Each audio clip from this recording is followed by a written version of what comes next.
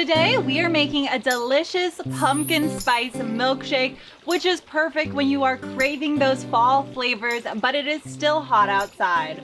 My name is Alyena and welcome to my kitchen. So the first thing I'm going to do is get my blender, and to it I have just half a cup of pumpkin puree. You just want the puree, no spices added to it because we will add our own spices.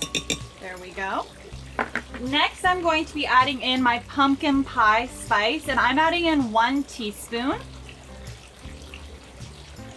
along with a 1/4 teaspoon of cinnamon, and a 1/2 teaspoon of vanilla extract.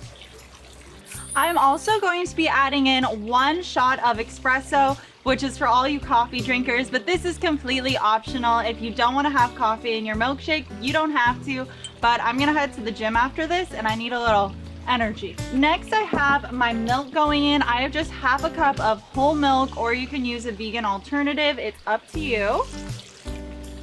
And last but certainly not least is our vanilla bean ice cream. And I'm just going to add in 2 cups of my ice cream. I'm trying to move fast today because it is over 100 degrees outside. It might be fall, but it certainly doesn't feel like it just yet. And now it is time to blend together our milkshake. And here I have my milkshake glasses. One trick I like to use to keep my milkshake cool when it's a really hot day is pop these in the freezer for about 10 to 20 minutes before making your milkshake, and it'll keep it nice and cold.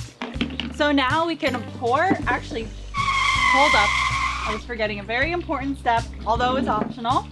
If you want to, you can dip your milkshake glasses into some caramel sauce. If you want my recipe for caramel sauce, it's actually in my last video where I made a caramel apple milkshake that was so delicious.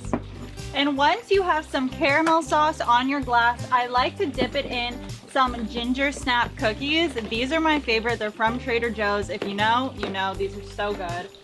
And then our glasses are beautiful now. And there's a little snack on the side. Now we can pour in our milkshake.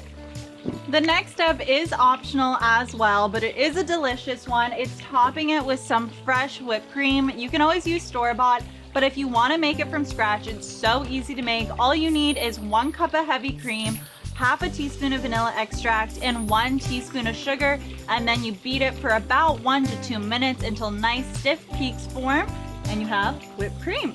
And don't these look absolutely delicious? And they taste so good. They're packed full of flavor. You can really taste the pumpkin pie spice. It tastes like you're eating a pumpkin pie in milkshake form. So I just want to say thank you so much for watching, and I hope to see you next week. Cheers!